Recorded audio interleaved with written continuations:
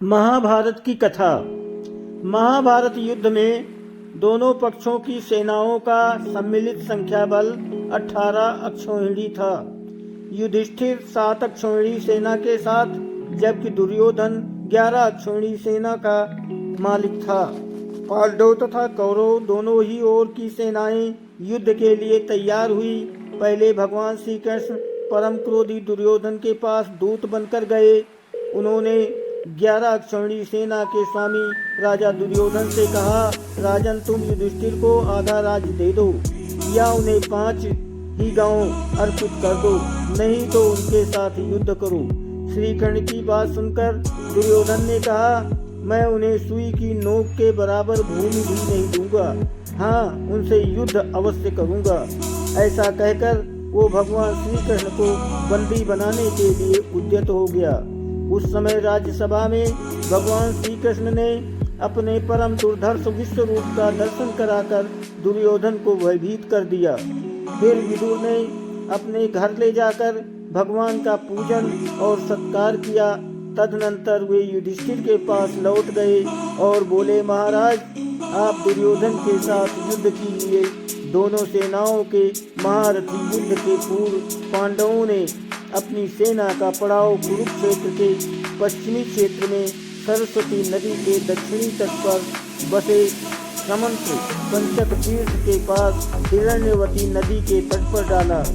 कौरवों ने कुरुक्षेत्र के पूर्वी भाग में वहां से कुछ योजन की दूरी पर एक समतल मैदान में अपना पड़ाव डाला।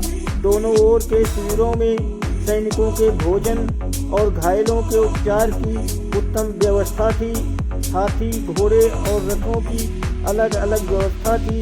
हजारों शिविरों में से प्रत्येक शिविर में प्रचुर मात्रा में खाद्य सामग्री, अस्त्र शस्त्र, यंत्र और कई वाद्य और शिल्पी वेतन देकर रखे गए थे। दोनों सेनाओं के बीच में युद्ध के लिए 5 योजन 40 किलोमीटर का घेरा छोड़ दिया गया था।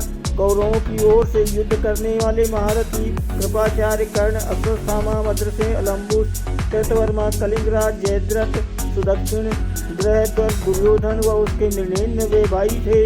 जबकि पांडवों की ओर से भीम, नकुल, सहदेव, युधिष्ठिर, अर्जुन, द्रौपदी के पुत्र सात्यकी, उत्तमौजा, विराट, द्रुपद, धृतराष्ट्र, अभिमन्यु, पांडव, घटोत्कच, शिखंडी, अनूपराज, नील आदि महारथी थे। युद्ध के नियम पितामह भीष्म की सलाह पर दोनों दलों ने एकत्र होकर युद्ध के कुछ नियम बनाए। उनके बनाए हुए नियम थे, प्रतिदिन युद्ध सूर्योदय से लेकर सूर्यास्त तक ही होगा। सूर्यास्त के बाद युद्ध नहीं होगा। युद्ध समाप्ति के पश्चात छल कपट छोड़कर सभी लोग प्रेम का व्यवहार करेंगे। रथी रथी से, हाथी पर सवार हाथी योद्धा हाथी वाले योद्धा से और पैदल पैदल से ही युद्ध करेगा। एक वीर के साथ एक ही वीर युद्ध करेगा। भय से भागते हुए या शरण में आए हुए लोगों पर अस्त्र शस्त्र का प्रहार नहीं किया जाएगा। जो वीर निहत्था हो जाएगा उस पर कोई अस्त्र शस्त्र नहीं उठाया जाएगा। युद्ध में सेवक का काम करने वालों पर कोई अस्त्र नहीं उठाएगा। युधिष्ठिर और दुर्योधन की सेनाएं कुरुक्षेत्र के मैदान में जा डटी। अपने विपक्ष में भीष्म, पितामह आदि गुरुजनों तथा सगे संबंधियों युद्ध से विरत हो गए तथा भगवान श्री कृष्ण ने उन्हें गीता का उपदेश दिया। उनसे कहा, पार्थ, भीष्म आदि गुरुजन शोक के योग्य नहीं है। मनुष्य का शरीर विनाशशील है, किंतु आत्मा का कभी नाश नहीं होता। ये आत्मा ही परब्रह्म है। मैं ब्रह्म हूँ। इस प्रकार तुम उस आत्मा को समझो।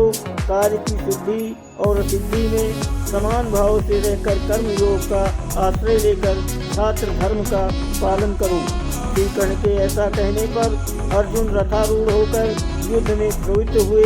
श्री कृष्ण तथा अर्जुन सहित सभी ने शंख ध्वनि की और युद्ध का आरंभ हो गया। दुर्योधन की सेना में सबसे पहले पितामह भीष्म सेनापति हुए। पांडवों के सेनापति शिखंडी थे। इन दोनों में भारी युद्ध छिड़ गया। भीष्म सहित कौरव पक्ष के योद्धा उस युद्ध में पांडव पक्ष के सैनिकों पर प्रहार करने लगे और शिखंडी आदि पांडव पक्ष के वीर कौरव सैनिकों को अपने बाणों का निशाना बनाने लगे। कौरव और पांडव सेना का वो द्वंद्व युद्ध देवासुर संग्राम के समान जान पड़ता था। आकाश में खड़े होकर देखने वाले देवताओं को वो युद्ध बड़ा आनंददायक प्रतीत हो रहा था। भीष्म ने 10 दिनों तक युद्ध करके पांडवों की अधिकांश सेना को अपने बाणों से मार गिराया था। धन्यवाद।